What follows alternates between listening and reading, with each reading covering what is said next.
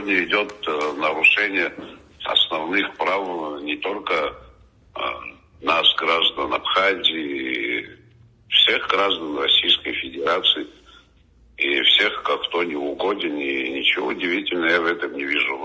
А почему, скажем, Евросоюз не разрешает нам по абхазским паспортам ездить в Европу? Например, Тайвань со своими документами, тоже не признанный член ООН, Северный Кипр со своими документами, Абхазия. Почему? Потому что грузины этого не хотели, и оно шло на поводу. Это же нарушение прав. Право на передвижение. Не будем говорить. Сейчас к России у них особое отношение. Естественно, мы граждане России, и те санкции, которые идут на россиян, они распространяются, и здесь удивляться нечему. Мы все это время говорили и обращались к нашим правозащитникам, неправительственным организациям, которые общаются с этими. Почему вы не обращаетесь, что права граждан Абхазии на поездки в мире, по миру с абхазским паспортом нарушаются? Они говорят, возьмите нейтральный паспорт. Почему тайваньцы со своим паспортом могут, а мы нет? Это политика двойных стандартов. Донорами всех этих международных неправительственных организаций являются европейские и спецслужбы, и, скажем, МИДы разных стран, которые приводят политику вовлечения без признания. То есть на научной основе у них выработаны давно, скажем, пути решения этих вопросов.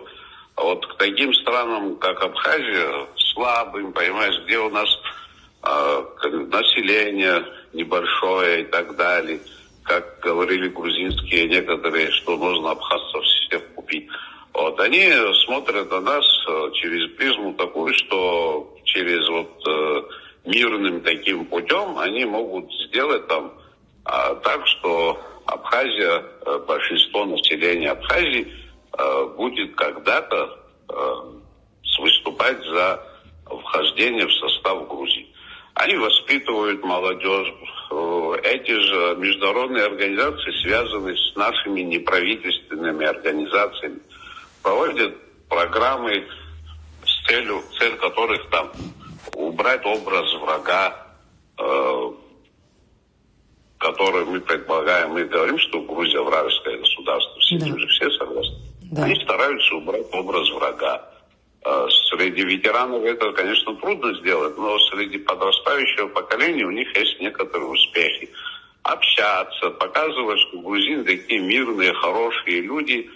Но, как говорил Бисмарк, оцениваются не намерения, а потенциал. Эти очень хорошие люди тратят $300 миллионов на оборону, получают вооружение и любое время будут готовы силовым путем решить вопрос Абхазии.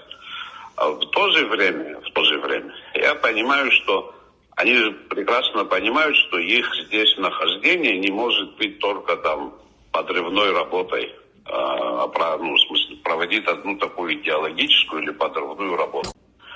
Вы понимаете, как усиленный контроль – это тот контроль, который нам нужен всегда.